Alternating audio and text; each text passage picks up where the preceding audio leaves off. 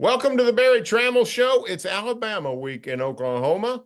That means the Crimson Tide are coming to Norman on Saturday. And today we have Alabama Athletic Director Greg-Byrne joining us. Greg, welcome to the show. And for people that don't know, you don't necessarily have a lot of Oklahoma ties, but your father, Bill Byrne, longtime athletic director at Texas A&M, at Nebraska, Oregon before that. Lots of battles in the Byrne family with the Sooners, so you know quite a bit about Oklahoma football. I've been to a number of Oklahoma games over the year, whether it's here at Alabama or when my dad was at Nebraska or A&M. I think I went to one in College Station when my dad was still working there. And Joe Castiglione I've known him since I think I was a sophomore in college. So I've known Joe a long time, and certainly one of the great people and titans in our industry. And I think the first Oklahoma game I ever went to was in Lincoln in like 1993 or 4, and it was so cold. I was living in Oregon then, and I don't think I'd ever been that cold in my life in Lincoln in late November. Well, I think we're going to have better weather than that Saturday night, of course. Now, the roulette wheel landed on Greg Byrne for when Nick Saban would retire. Who would be running the Alabama athletic department when they had to replace Nick Saban? You had to do that last winter. You settled on Kalen DeBoer. Alabamans don't like to lose. A couple of losses, but the Crimson Tide appear to be riding high right now. Lots of big wins. Back in the running for the SEC championship, the college football playoff. How do you rate how your man Kalen DeBoer has done so far in trying to replace a legend like Nick Saban? Well, obviously, we're always going to be grateful for Coach Saban and Miss Terry and the job that they did to impact our program during their 17 years. And Coach is still here, and Miss Terry's still here. I actually talked to Miss Terry yesterday. So we'll forever be grateful there. And as you can imagine, Barry, you always used to hear, boy, you don't want to be the guy to replace Coach Saban. You want to be the guy after the guy. And I was really proud of Coach DeBoer, his wife, Nicole, his kids for being out there saying, hey, we'll take this challenge on.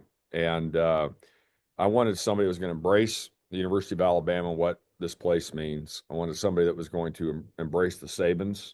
And because I do think, I studied a lot of these historic transitions, and I do think unity is an important part of this to have your best chance to have success.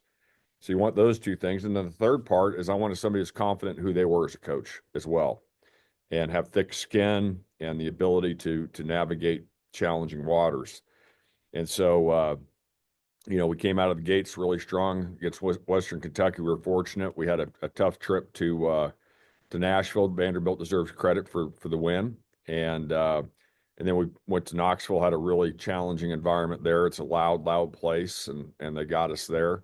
But the team has really stuck together. I give Coach DeBoer and his staff a lot of credit for that, and navigated the waters. And obviously, to have an opportunity to go into the game this weekend in Norman, one of the historic places in college football and incredible tradition. And, we're going to have our hands full. We need to go play well and take it one game at a time, and see what we can do this Saturday, and hopefully have a chance to play well. Historic year in the SEC, expanded to 16 schools, Oklahoma and Texas joining.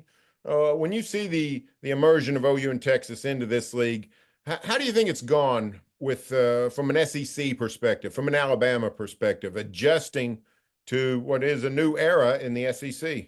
I mean, it's a bear every week in this league, and you have such rich tradition schools who care so much about having success, obviously in football, but across the board. We're proud. Last year we finished 9th in the Directors Cup as a department, and so we're trying to be great in whatever we do, and so Oklahoma and Texas both obviously have incredible history. They have a great alumni base. They're very good academic institutions, and they fit very well with who we are as a conference. And so when I knew this could be a possibility of them potentially joining the Southeastern Conference, I thought it was a really good fit for us. The other thing it does too is, geographically for us, we're not having to go crazy distances. Now it's a little further than it used to be now that Missouri and Oklahoma, a couple other schools are in. Um, but it's a contiguous footprint. And so that is a good thing for us from a student athlete experience standpoint, for ability for our fans to get to places. I think it is. I don't think I'm getting that wrong, Barry. I don't have my map right in front of me, but I think I'm halfway decent at geography. So it's something I think that made sense for the Southeastern Conference. I think it's something that made sense for both Oklahoma and Texas. And but I know they're seeing that every single week in this conference. You better have your ankles taped because it's high level. The environments are loud, they're tough, and it's hard to go on on the road in this league and have success because of how great these home environments are. And so that's why going into Norman this weekend, we're going to have to play really well. How is Alabama fans looking at this game? Sooners knew it was going to be tough, but thought they were going to have a good team. They've struggled. 1-5 in the SEC. Have lost their offensive identity, which no one saw coming. Are Alabamans even sort of surprised at the struggles that the Sooners have encountered this year? I really honestly think most fan bases, including ours, are never surprised when somebody struggles in this league because of how challenging the league is. And Oklahoma's a good football team. They're obviously the one-loss record isn't where they want it to be. I know they've struggled on that side of the ball, like you mentioned. At the same time, too, they have the ability to go in and beat anybody in this league if they play well. And so that's just what it is every single week. If you would have asked college football fans across the country if we would struggle in Nashville, the answer would have been no. But Vanderbilt played well and deserved that. And that's just what it is in the Southeastern Conference every week. It is hard to go on the road. It's hard to win some games at home. And so no, I don't think necessarily our fans are shocked that they struggle, because I don't think they're shocked when anybody struggles in this league, if that makes sense. We talk about the difficulty in navigating an SEC schedule. We're guaranteed a team in the SEC championship game with 2 defeats in conference. Could have, with an upset on Saturday, we could have both teams in that situation. The College Football Playoff Committee has sort of stuck to an age-old tradition in college football, which is ranking teams mostly by how many defeats they have. It's an old AP poll, coaches poll staple, but didn't really expect it to come out of the College Football Playoff Committee. And a lot of people nationally, and I'm foremost in that group, have really thought the SEC has not gotten a lot of respect from the committee with strength of schedule and those kinds of things. Are you disappointed in the early rankings of the College Football Committee, or do we just say, hey, we're not to the finish line yet? Yeah, a couple of things. First of all, the CFP committee's got a bunch of good people on it that care about the game, and I do believe they are doing what they think is right. Okay, so I recognize that. Want to say that on the front end. Last year, when we beat Georgia, won the Southeastern Conference championship, and they had a tough decision to make, and they put us in as one of the 4 teams, and we battled Michigan, and they got us to the end in Pasadena. And so, they have gone away before from just strictly wins and losses. Now, right now, so far, that appears to be the case. There's a game obviously this weekend between Indiana and Ohio State. We'll have to see how that turns out. What I will say is this: we got to take care of our business first and foremost. If we don't, it doesn't matter. So I think if any media quotes me off of this interview, I'd ask that they include that comment. Okay.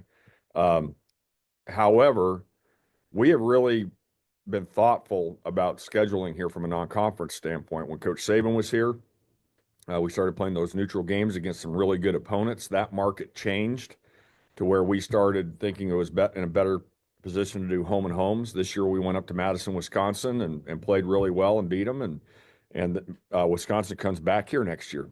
We also go to Florida State next year in a non-conference game, plus an 8-game SEC schedule. That's a lot. That's a really tough strength of schedule. And knowing that we're going to play everybody that we played at home this year, we're going to go on the road. So we'll go to Athens and things like that. And so, you know, what I would say overall, you want to have good matchups. That's good for fan interest. When we played Georgia this year, I think it peaked at 14 million people watching that game. And that is incredible for college football. It's incredible for our institutions, obviously. And I would hate to see the message being sent that there's a disincentive to not play really good college football games outside of your conference. And then heaven forbid that even conferences would go to the point where they would try to schedule to where maybe some programs would have a weaker conference schedule than others. Right now in the SEC, we're rotating, so it'll all kind of take care of itself over a 4-year period. But you know, the competition causes you to do a lot of different things. I would hope that wouldn't happen. But so my point in all this is we better continue to encourage good matchups that are good for college football, that are good for the universities. Our kids enjoy playing in those high profile, high level games, just like, and we, you know, every week we're going to be ready, but you know, we all know there's something a little special when it comes to a big time matchup in college football. So I hope that's recognized that there's really been an effort to put together some really challenging, tough games. And I think that's important as far as what that looks like from a strength of schedule standpoint, and having that have a important factor in the decision making. Another sort of byproduct of the new reality, the new format of college football, the expansion of conferences, but also the expansion of the playoff, is what Lane-Kiffin brought up this week from Ole Miss, saying, you know what, maybe we'd be better off not making the SEC championship game. Now I know that's just that's toxic for people in the South who hold that game cherished and a great tradition and something everyone aspires to. But does he have a point that a 2-loss team that could go to Atlanta might get knocked out of the playoff by losing the SEC championship game? Is there any antidote for that? Is there anything we can do? What can be done about that, what appears to be a dilemma? Well, Lane always will say what he has on his mind, and that's what everybody appreciates about Lane. What I would say is this: we are under constant change in college athletics right now. Oklahoma, Texas being in the SEC, for example, everything that's going on with the House litigation, that if you know, whoever watched this, it's amazing how many groups I talk to on a daily basis who really don't have any concept of what's taking place with that right now and the impact that will have on college sports. And so what traditional matchups like the Southeastern Conference Championship game means to our conference, to the institutions, to the young men who play in the game, the fan bases, it is something very special. And I think part of what's made it so special, and it's a little different now with Oklahoma, Missouri, a couple of the farther west schools. It used to be when the SEC was, I think, more like 12 teams, I think everybody could drive there within 5 hours to Atlanta. So your fan bases at the last minute could jump in the car and get there. It's a little more challenging with that now with some of the outlier schools, but it's still a really special event. And so I think there's value in making sure you do what you can to continue those traditions. And this isn't an SEC championship game comment necessarily. I just think overall in college sports right now, with everything we're facing, we have to be very open-minded to make sure that we're putting the enterprise of college sports, the enterprise of college football, in the best possible position so it can continue to have the opportunities, that continue to have the fan interest, to continue to be what is so special. I was talking to a friend of mine out west in the last week, and he had gone to an NFL game for the first time in quite a while. And NFL is a great league. They got great teams. But he said, man, and he had been to an Alabama game, and he just said, man, that is different.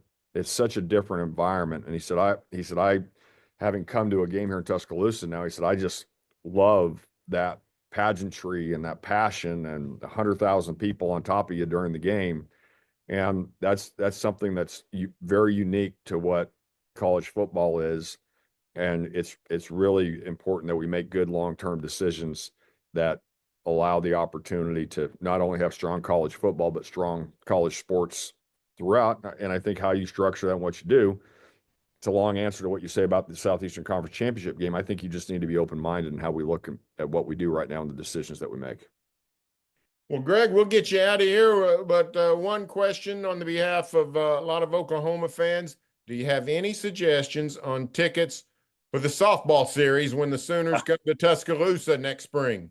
Yeah, we're looking forward to having Oklahoma come to town for that. That will be a heck of a matchup. It's incredible the run that OU softball has been on. They've done a great job with the program. It's historic, right? There's a lot of similarities to what's happened there and what's happened with Alabama football and UCLA basketball and some of the great dynasties of our time. And so I'll look forward to having them come to town. It'll be a little different because every time I've watched Oklahoma play before, it's been Oklahoma City, and that's been dominated by Sooner fans, understandably. And look forward to having a chance to maybe where the Alabama Crimson Tide will have the advantage in the stands for once. Well, fantastic. Well, Greg, we appreciate it. Thanks for joining us, and good luck to the Crimson Tide. Thanks, Barry. Roll Tide. Thanks a lot. Stay tuned next week for more college football here on the Berry Tramel Show.